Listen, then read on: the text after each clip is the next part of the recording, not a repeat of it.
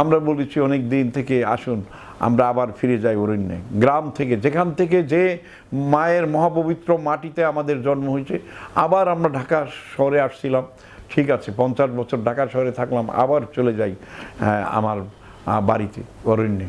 আমরা যদি এই বিশ্বাসটা রাখতে পারি, আমরা যদি বাড়িতে ফলের গাছ, ফুলের গাছ, ঔষধি গাছগুলি রোপণ, বপন ও বিপণনের জন্য প্রস্তুত করতে পারি, আলহামদুলিল্লাহ আমরা সেখান থেকেই সুফল বের করে নিতে পারব।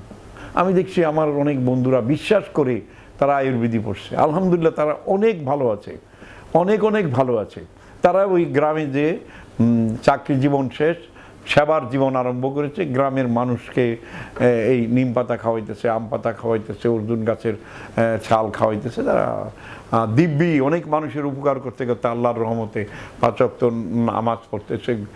গ্রামে হাজারো গাছের মাঝে তারা ঘুরে বেড়াচ্ছে, গ্রামের পুকুরে সাঁতার কেটে গোসল করতেছে মনের আনন্দে।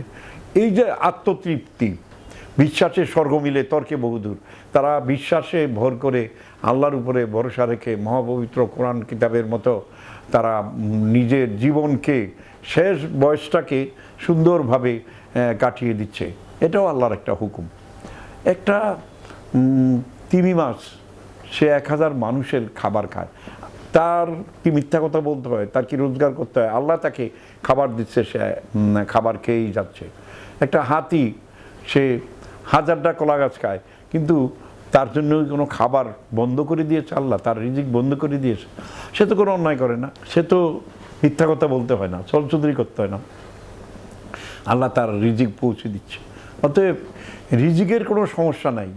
আমি আমার দিল মন একই নিমান বিশ্বাস যদি সরল সোজা সহজ পথে গমন করে, আলহামদুলিল্লাহ ত্রিফলাই হবে আমাদের শরীরের জন্য 100টা রোগের সঠিক চিকিৎসা।